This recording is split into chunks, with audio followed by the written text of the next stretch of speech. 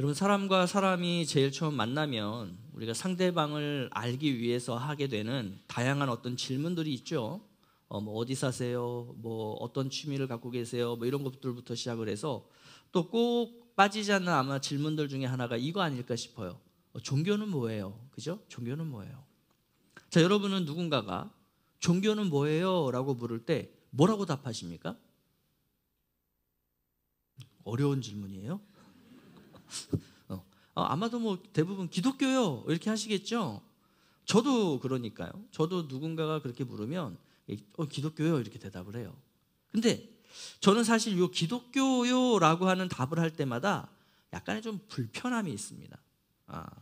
내가 상대방을 이해시키기 위해서 나의 종교는 기독교입니다라고 대답은 하지만 사실 엄밀히 얘기를 하자면 저는 종교인이 아니거든요. 그러니까 저는 예수의 제자지 기독교를 종교로 갖고서 종교 활동하는 사람이 아니기 때문에 기독교요라고 이야기하는 게 저는 좀 개인적으로 불편합니다. 여러분, 사람들이 이제 종교라는 것을 갖지 않습니까? 왜 사람들이 종교라는 걸 가질까요? 사람들이 종교를 갖는 이유를 크게 두 가지로 봅니다. 그러니까 첫 번째는 뭐냐면 그 막연한 두려움을 없애기 위해서, 그 두려움에서 벗어나기 위해서 종교를 갖는다고 해요. 그러니까 인간이라는 존재 자체가 미래를 내다볼 수가 없는 존재죠. 물론 예측이라는 것은 하지만 그 예측이 불확실하죠. 그러다 보니 이런 불확실한 예측 그리고 보이지 않는 그 미래 앞에서 인간이라는 존재는 두려워할 수밖에 없는 존재다라는 거예요. 그래서 이 두려움을 종교를 통해서 없애고자 이제 종교를 갖는다는 거죠. 자, 두 번째는 자신이 바라는 어떤 욕구, 욕망을 채우기 위해서 종교를 갖는다고 합니다. 그러니까 아무리 부자여도요, 또 아무리 큰 권력을 가지고 있어도요, 모든 것을 다 할 수 있는 사람은 없죠. 그러다 보니 내가 할 수 없는 어떤 것, 내가 가질 수 없는 어떤 것을 하거나 갖기 위해서 종교의 힘을 빌리려고 한다는 거예요. 그래서 대부분의 종교는 이 두 가지를 이야기합니다. 그죠? 성경도요, 평안을 말씀하세요. 그리고 이 땅에서의 복에 대해서 성경도 말씀을 하세요. 자, 그런데 성경은 이것만을 말씀하지 않아요. 이게 중요하다라고 이 이야기를 하시는 게 아니에요. 그래서 어찌 보면 예수님을 따르는 우리 입장에서는 조금 이렇게 당황스러운 말씀일 수도 있는데 주님은 이렇게 분명하게 말씀하십니다. 세상은 너희를 미워할 것이다. 예수님께서 이 땅에 인간으로 오셔서 하나님 나라의 복음을 전하셨죠. 자, 그러면서 수많은 이적들을 행하셨단 말이죠. 그러면 이 일들을 예수님께서 행하신 이유가 당시에 그 썩어 문드러진 유대교의 대안으로서의 하나의 종교, 다시 말해서 기독교를 만들기 위해서였을까? 아니라는 거죠. 예수님은 기독교라는 종교를 만들기 위해서 이 땅에 오신 것이 아닙니다. 오히려 주님은 그 유대교가 가지고 있었던 종교성, 그걸 굉장히 정죄하셨고 그거를 막 그냥 무조건 깨부수셨어요. 그러면서 주님은 자신을 따르는 제자들이 종교인이 되기를 원하지 않으셨어요. 그래서 말씀하시는 거예요. 세상은 너희를 미워할 거다. 너희가 나를 따른다면 너희는 세상의 미움을 받을 거야. 나를 따른다라고 해서 너희에게 평안이 저절로 주어진다거나 너희들이 그토록 바라는 세상의 가치들을 너희가 원하는 만큼 얻게 된다라고 하는 이 종교적인 허상들 절대 일어나지 않을 거다. 그럼에도 불구하고 나를 따를래? 그럼에도 불구하고 나의 제자로서의 삶을 살아갈래? 라고 주님이 지금 말씀하고 있는 거예요. 주님을 따르는 삶이라는 것은 종교적인 삶이 아니다라는 것을 지금 분명하게 선을 긋고 계신 거예요. 자, 그런데도 오늘날 많은 성도들이 제자로서의 삶이 아닌 이 종교인으로서의 삶을 살아가고 있다는 거예요. 내 안에 그 평안을 가져다 줄 종교, 내 욕망과 욕심을 채워줄 그 종교. 그래서 불교도 있어요, 이슬람도 있어요, 카톨릭도 있어요, 개신교도 있어요.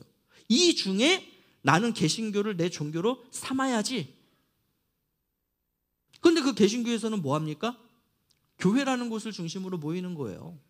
그리고 그 교회에 모여서 예배도 하고요, 뭐 성경이라는 것을 보고요, 기도도 하는 거예요. 그래서 나는 교회 다니는 거예요. 그래서 나는 성경 보는 거예요. 그래서 나는 기도하는 거예요. 제자로서의 삶이 아니라 종교인으로서의 삶을 사는 거죠. 자, 그러다가 내 삶에 평안이 없는 순간이 찾아와요. 내가 원하던 것을 얻지 못하게 돼요. 뭐 자잘한 것들은 뭐 내가 얼마든지 웃으며 넘길 수 있지만, 내가 진짜 필요한 거, 나에게 너무나 중요한 거, 그거를 이 종교가 나한테 주지 못하는 거예요. 그래서 어떻게 하는 겁니까? 교회를 떠나는 거죠. 왜요? 더 이상 이곳에서 종교적 유익을 내가 얻지 못하니까. 이 기독교라고 하는 종교의 신은 내가 원하는 것들을 채워주지 않는다라고 믿기 때문이에요. 이것도 믿음입니다, 여러분. 여러분, 이게 바로 종교성이라는 거예요. 교회가 이러한 종교성을 갖는 순간 그 교회는 열매를 맺힐 수 없습니다. 또 성도가 이러한 종교성을 갖는 순간 그의 삶 가운데에는 복음의 열매, 성령의 열매라는 것이 맺힐 수가 없어요. 그리고 그런 교회와 그런 성도의 삶은 늘 삐그덕거릴 수밖에 없어요. 왜 그렇겠어요? 어그러져 있으니까. 예수님은 우리에게 종교를 말씀하지 않으셨는데 우리는 그 예수님을 종교적으로 바라보니까 당연히 어긋나 있어서 그 예수님과의 관계, 또 예수님의 사람들과의 관계가 다 틀어질 수밖에 없는 거죠. 그럼 만약에 예수님이 진짜 종교운동을 하러 오셨던 분이라면 이렇게 말씀하셨을 거예요. 세상은 너희를 사랑할 거야. 너희는 세상에서 인정받고 세상 위에 군림하게 될 거야. 너희가 세상의 주인이 되어서 이 세상의 가치들을 마음대로 쥐락펴락할 거야. 그러려면 나를 따르라. 근데 주님은 이렇게 말씀하지 않으셨죠. 뭐라고 말씀하셨다고요? 세상은 너희를 미워할 거야. 너희가 나를 사랑하면, 너희가 나와 하나가 되면 너희는 세상의 미움을 받을 수밖에 없어. 그래서 세상에서 사는 게 고통스러울 거야. 세상에서 사는 게 힘들 거야. 여러분, 나를 굉장히 불편하게 만드는 말씀이죠. 이 말씀 들으면서 하나님 은혜가 돼요. 막 저 미움받고 싶어요. 이상한 분이에요, 그분은. 불편해요, 이 말씀이. 그런데 이 말씀이 불편하면 안 된다는 거예요. 오히려 이 말씀은 지금 풀어져 있는 우리의 마음과 정신을 다시 새롭게 조여주기 위한 말씀이에요. 내 삶의 방향성과 지금 내가 살고 있는 이 삶의 내용들을 다시 한번 올바르게 정리할 수 있도록 도전하시는 말씀이거든요. 내가 종교인인지 아니면 내가 예수의 제자인지 이 나의 정체성을 분별하게 해주는 말씀이거든요. 따라서 오늘 우리는 주님의 이 말씀을 명확하게 살피고 분명하게 이해해야 합니다. 그렇지 않으면 우리는 이 말씀 때문에 도리어 실족하게 될 거예요. 절망하게 될 거예요. 시험에 빠지게 될 거예요. 자, 그래서 우리가 주님의 이 말씀, 세상이 너희를 미워할 거다라고 하는 이 말씀을 이해하려면 두 가지의 개념을 명확하게 해야 됩니다. 자, 첫 번째, 세상이란 무엇인가? 그죠? 세상이 너희를 미워할 거야. 세상이란 무엇인가? 그리고 너희란 누군가? 그리고 미움이란 무엇인가? 자, 성경에서 세상은요, 크게 세 가지의 의미로 사용이 됩니다. 첫 번째는 말 그대로 세상이에요. 하나님께서 창조하신 우리의 눈에 보이는 이 피조 세계 말이죠. 피조 세상. 그래서 우리 지구를 포함한 이 온 우주를 이제 세상이라고 성경은 표현을 합니다. 자, 그다음에 두 번째 의미가 뭐냐면요, 이 땅을 살고 있는 사람들을 의미해요. 그래서 하나님이 세상을 이처럼 사랑하사, 여기서의 세상은 우리 사람들, 인간들을 얘기하는 거죠. 자, 세 번째는 뭐냐면 하나님 나라 가치에 반하는, 그래서 그 악한 영들이 다스리는 어떤 가치체계, 문화, 시스템, 이런 것들을 의미해요. 그래서 우리가 죄로 물든 세상, 이런 표현 종종 쓰죠. 여러분, 이 표현이 바로 이런 의미에 해당된다라고 볼 수 있는 거죠. 자, 그렇다면 주님이 오늘 본문에서 사용하신 이 세상은 몇 번째에 해당되는 세상일까요? 세 번째에 해당되는 세상이에요. 하나님 나라에 대항해서 악한 영들이 구축해 놓은 이 세상의 가치와 문화와 시스템, 이게 여기서 지금 이야기하는 세상이에요. 그 세상이 너희를 미워한다는 거예요. 그러면 이 너희는 누구겠어요? 여기서의 너희는 예수 그리스도를 믿고 따르는 제자들, 그리스도인들, 성도들을 의미하는 거죠. 다시 말해서 교회 다니는 사람을 얘기하는 게 아닙니다. 성경 읽는 사람을 얘기하는 게 아니에요. 기도하는 사람을 얘기하는 게 아닙니다. 거기서 가르세요. 종교인을 가르고 제자, 그리스도인, 참 성도, 이 사람들을 너희라고 표현하고 계신 거예요. 자, 그럼 이제 의미가 분명해졌죠. 똑같이 교회를 다니지만 종교적 이익 때문에 교회를 다니는 사람들도 있고요, 예수님을 따름으로 교회를 다니는 사람들도 있는 거예요. 자, 그리고 이 둘 모두 이 세상을 살아갈 때 어려움을 당하고 고난 속에 빠지기도 합니다. 자, 종교적 이익 때문에 교회를 다니는 사람들은 내가 원하는 어떤 평안이라던가 내가 바라고 있는 어떤 욕망과 욕심을 채워주지 못하는, 즉 그 종교적 이익을 받지 못하기 때문에 어려움이라는 것을 당하는 거죠. 자, 그러면서 이것을 예수님이 말씀하신 세상이 나를 미워하는구나 이렇게 생각한다는 거예요. 잘못된 생각이에요. 세상이 여러분을 미워해서 내가 힘든 게 아니라 내가 이 종교적 이익을 받지 못하기 때문에 내가 힘든 거예요. 이걸 분별하셔야 됩니다. 자, 반면에 예수를 따르는 이 삶으로서 이렇게 교회를 다니고 신앙생활을 하는 사람들은 정말로 세상 속에서 예수님의 뜻에 따라 살다 보니 세상에서 어려움을 당하는 거예요. 그래서 역시 이분들도 똑같이 생각하는 거죠. 아, 예수님이 말씀하신 세상이 너희를 미워한다라는 게 이거구나. 이거는 맞는 생각이라는 거예요. 여러분, 세상은 종교인을 미워하지 않아요. 오히려 그 종교인을 아껴주고 사랑해줘요. 왜? 자기 편이니까. 그러나 세상은 제자들을 미워한다는 거예요. 자, 그러면 왜 세상은 그토록 이 예수님의 제자들을 미워하는 걸까?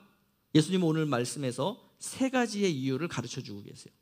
자, 첫 번째 이유는 세상은 예수님을 미워하기 때문이다 라고 말씀합니다. 자, 우리 18절 말씀 다시 한번 볼까요? 자, 시작.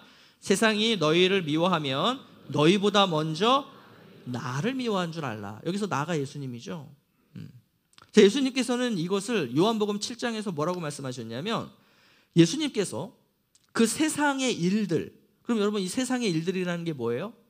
아까 우리가 세 개의 세상의 의미를 살펴봤을 때 악한 영혼, 악한 영들이, 이 사탄 마귀가 하나님 나라의 가치에 반하도록 만들어 놓은 이 세상의 가치 체계, 문화 시스템, 이거 얘기하는 거죠. 이것이 악하다, 이 세상의 일들을 악하다라고 증언하셨기 때문에 세상이 예수님을 미워한다라고 말씀하셨어요. 그러면서 예수님은 또 이것을 다른 곳에서는 빛과 어두움으로도 설명해 주세요. 그러니까 빛이 세상에 와서 그 어둠을 비치니까 어두움이 그 예수님을 싫어한다는 거예요. 자, 빛이라고 하는 것은 그 어두움 안에 있는, 우리 눈에 보이지 않는 그 어두움 안에 있는 악한 것을 밝혀서 보이게 하죠. 이것을 너무나 싫어한다는 거예요. 그래서 예수님이 밉다는 거예요. 자, 두 번째 이유는요, 그러한 예수님이 우리를 세상으로부터 택해내셨기 때문이에요. 구별해내셨기 때문이에요. 자, 19절 말씀 다시 한번 보겠습니다. 시작. 너희가 세상에 속하였으면 세상이 자기의 것을 사랑할 것이나 너희는 세상에 속한 자가 아니요 도리어 내가 너희를 세상에서 택하였기 때문에 세상이 너희를 미워하느니라. 그러니까 제자들은 예수님께서 택하신 자들이래요. 여러분, 이걸 다르게 표현하면 뭐냐? 예수님의 소유라고 표현할 수 있죠. 이거를 오늘날 우리 젊은이들이 쓰는 표현으로 해보자면 이거예요. 팀 지저스. 예수님의 팀. 여러분, 영국이라는 나라에서 축구의 인기는 뭐 상상을 초월하죠. 우리나라도 뭐 축구 인기가 좋다고 하지만 영국에 비하면은 세 발의 피죠. 우리 손흥민 선수가 자랑스럽게 뛰고 있는 그 팀은 그 영국 축구팀인데 토트넘이라고 하는 팀입니다. 그리고 이 팀의 최고 라이벌이 누구냐? 아스널이라고 하는 팀이에요. 자, 만약 제가 토트넘의 손흥민 선수 유니폼을 입고 그 아스널 응원단이 있는 한 중간에 가서 앉아있다. 여러분, 어떤 일이 벌어질까요? 아스널 팬들이 우리 함께 축구 문화를 즐겨요. 잘 오셨어요 이러면서 막 친근하게 해줘요? 맞아 죽습니다. 옷 다 찢기고 머리카락 다 뽑히고 막 이래가지고 막 미워하는 거예요. 넌 뭔데 여기 와 있어? 이러면서. 그죠? 이와 같다는 거예요. 제자는 예수님 편이에요. 예수님을 따르는 사람들이에요. 팀 지저스예요. 그러니 예수님을 미워하는 이 세상이 제자들을 미워하는 것은 당연한 거죠. 자, 세 번째 이유는 세상은 예수님을 보낸 하나님을 알지 못하기 때문이다. 이렇게 말씀하세요. 자, 21절 말씀인데요. 함께 보겠습니다. 시작. 그러나 사람들이 내 이름으로 말미암아 이 모든 일을 너희에게 하리니 이는 나를 보내신 이를 알지 못함이라. 자, 그러면 여기서 하나님을 알지 못한다라고 하는 것이 뭐 이렇게 성경 지식이 없다 이거를 의미하는 게 아니겠죠. 자, 사도 바울이 이 부분을 되게 잘 설명해 주고 있어요. 로마서 1장 28절인데 함께 볼까요? 자, 시작. 또한 그들이 마음에 하나님 두기를 싫어하며 하나님께서 그들을 그 상실한 마음대로 내버려 두사 합당하지 못한 일을 하게 하셨으니. 자, 제자들을 미워하는 대상을 예수님은 세상이라고 표현하셨는데 지금 사도 바울은 그걸 뭐라고 표현하냐면 그들이라고 표현하고 있어요. 그러니까 같은 얘기예요. 같은 대상이에요. 자, 그들, 즉 이 세상은 마음에 하나님 두기를 싫어한다. 이게 어떤 의미냐면 하나님을 모른다라고 말씀하신 예수님의 말씀과 같은 의미예요. 자, 그러면 이 사도 바울은 이 로마서 1장 28절 앞뒤에서 뭘 얘기해 주냐면 그 마음에 하나님 두기를 싫어할 때 나타나는 현상, 다시 말해서 하나님을 모를 때 나타나는 현상에 대해서 얘기를 해줘요. 그게 뭐냐면 하나님보다 세상의 것들을 더 사랑하는 우상 숭배하고자 하는 마음, 하나님께서 창조하신 창조 법칙을 거스르려고 하는 마음, 그리고 여기에서 비롯되는 다양한 삶의 모양들, 모습들. 그러면서 그것으로 예를 드는 것들이 뭐냐면 이런 거예요. 우상 숭배, 동성애, 탐욕, 시기, 살인, 분쟁, 사기, 뒷담화.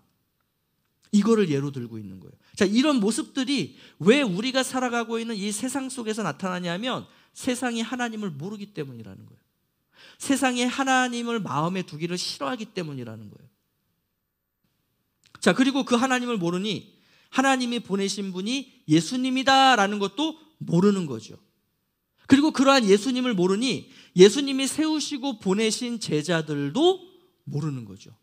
그럼 여기서 모른다는 게 내가 지식으로 모르는 게 아니라 마음 두기를 싫어한다는 얘기예요. 그래서 여러분 한번 잘 생각해 보세요.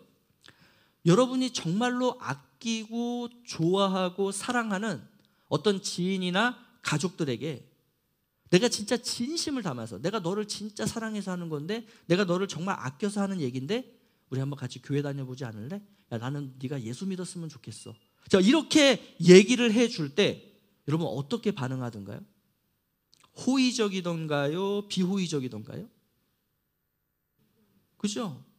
그러니까 만약 복음을 제시받는 그분이 여러분을 예수님의 제자라고 예수님의 사랑을 전해주는 사람이라고 나를 정말로 아끼고 좋아하고 사랑해서 이런 말을 해주는 것이다라고 안다면 여러분 그렇게 비호의적으로 반응하겠어요?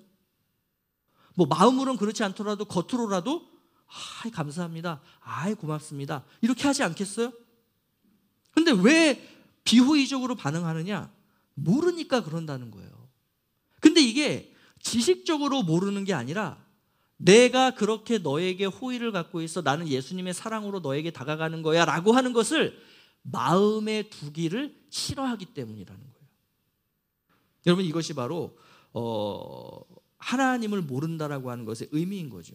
그래서 우리가 그렇게 사랑을 담아 복음을 전해도 이 사람들이 그 복음을 받지 않는 이유는 근원적으로 하나님을 모르기 때문이다 라고 설명할 수 있는 겁니다. 그래서요 이렇게 우리가 세상에서 복음을 전하는 삶을 살면 제자들은 미움받을 수밖에 없어요. 그래서 저는 이런 경우도 많이 봐요. 정말 두 분이 친했던 친구래요. 그래서 이제 이 친구가 야 이제는 내가 이 친구에게 복음을 전해도 되겠다. 왜? 너무 친하니까. 그래서 정말 그 친구에게 복음을 딱 전했더니 그 친구가 갑자기 태도가 돌변하면서 너 다시는 나 찾아오지 마. 이제 우리 다시는 보지 말자. 이러고 언제 그랬냐는 듯이 정말 갈라서지더래요. 물론 이분이 이제 나중에 중국 가서 예수님 믿고 구역장 하세요. 그러니까 그 친구의 그 복음을 전한 그게 나중에 하나님께서 사용하신 거긴 하지만 세상이 그렇다고요. 세상이 그렇다고요. 세상은 어쨌든 우리를 미워한다고요. 자, 지금까지 세상이 예수님의 제자들을 미워하는 이유 우리가 세 가지를 살펴봤어요. 여러분, 그러면 이게 우리가 감당할 수 없는 어떤 상황을 설명해 주시는 얘기인 걸까요? 얘들아, 세상은 너희들을 미워해. 그러니 그냥 세상에서 살아갈 때 그냥 그러려니 하고 살아.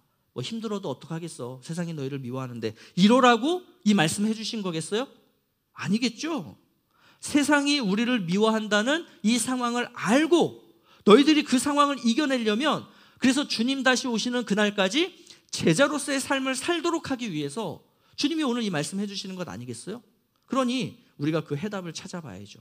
자, 세상의 미움으로부터 우리를 지키는 방법 첫 번째, 그건 바로 성령 하나님입니다. 자, 26절 말씀 같이 한번 보겠습니다. 시작.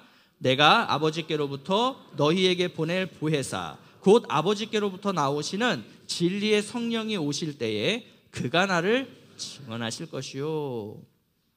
자, 지금 세상의 미움을 받는다는 이 이야기를 하시면서 갑자기 성령님에 대한 설명을 하세요. 자, 성령 하나님의 어떠한 부분을 또 주님이 말씀하시냐면 진리의 성령을 말씀하세요. 이게 어떤 의미냐면 이거예요. 우리가 제자로서 세상을 살아갈 때 미움을 받을 텐데 이때 우리에게 이겨낼 수 있는 힘이 되어주는 것이 뭐냐? 그게 진리라고 하는 것입니다. 그러니까 옳고 그름을 분별하는 거죠. 성령께서 제자들 가운데 거하시며 이 진리의 역사를 이루신다는 거예요. 옳고 그름을 분별하도록 하신다는 거예요. 제가 우리 청소년 아이들과 제자 훈련할 때 우리 아이들에게 종종 해주던 얘기가 있는데 이겁니다. 자, 내가 예수의 제자로 살아요. 자, 시험 날이 되었어요. 이 시험을 위해서 내가 나름 열심히 공부했어요. 자, 1번부터 문제가 막 착착착착 풀려가요. 하나님이 지혜 주셔서 내가 시험 공부한 거 다 나오네 막 이러면서 풀고 있어요. 근데 15번 문제가 딱 막혀버리는 거예요. 근데 내가 공부를 안 한 내용이면은 안 억울한데 이거 내가 분명히 어제 본 내용이거든요. 근데 답을 못 찾겠는 거예요. 그래서 내가 기도하는 거예요. 하나님, 생각나게 해주세요. 하나님, 이거 분명히 저 어제 공부한 거 하나님도 아시잖아요. 저 본 거 주님도 보셨잖아요. 같이 보셨잖아요. 그러니까 하나님 좀 기억나게 해주세요. 이거 답을 좀 쓸 수 있도록 해주세요. 기도했어요. 제가 이렇게 기도하고 있는데 책상 위에 있던 지우개가 갑자기 이렇게 탁 떨어진 거예요. 주워야 되잖아요. 내가 이렇게 책상 지우개를 딱 줍는데 그 대각선 옆에 있는 친구가 전교 1등하는 우리 반 애인 거예요. 근데 하필 걔가 거기 앉아 있어요. 그리고 답안지를 여기다 놓고 쓰는 거예요. 나는 보려고 본 게, 난 지우개 줍는 거예요. 줍고 이렇게 하는데 그 답이 여기가 딱 보이는데 하필 그 15번 답이 돋보기로 확대한 것처럼 이만하게 보이는 거예요. 안 보려고 한 거야. 내가 보려고 본 게 뭐 일부러 본 게 아니고 나는 그냥 지우개 줍다가 이렇게 하다가 이렇게 했는데 그게 그렇게 보인 거예요. 그래서 이 친구가 생각을 하는 거예요. 그 15번 답이 이렇게 크게 보이는데 그래, 내가 어제 10시 35분에 엄마가 사과 갖다 주고 그 사과 세 번째 조각 먹을 때 내가 그거 봤잖아. 다 기억이 나는 거예요. 마치 영화처럼 이 내용이 뭐였고 그 앞뒤로 어떤 내용이 있어, 이게 다 기억나는 거예요. 이거 봐, 나 이거 공부해서 알고 있잖아. 내가 기도했더니 하나님께서 기억나게 해주시네. 이게 기도의 응답인 건가? 자, 그러면서 이 아이는 그렇게 알게 된 이 1등 친구의 그 답을 보고 15번 문제의 답을 적었을까요? 안 적었을까요? 맞췄을까요? 틀렸을까요? 여러분, 진리의 성령이라는 의미가 모르던 답을 이렇게라도 해서 알게 해주시는 그러한 하나님의 역사다라는 의미가 아니라는 거죠. 아니에요. 그거 성령 하나님의 인도하심이 아니에요. 자, 그렇게 알게 된 그 답인데 내가 그 답을 내 답지에다가 적는 것은 하나님께서 기뻐하지 않으시는 것이다 라는 것을 내가 알고 그 답을 알매도 불구하고 내가 적지 않는 것, 그래서 그 15번 문제를 일부러 틀려버리는 것, 여러분 이게 바로 진리의 성령께서 하시는 역사라는 거예요. 그래서 이 친구는 일부러 그 15번 문제의 답을 안 적는 거예요. 그렇게 알게 됐는데도.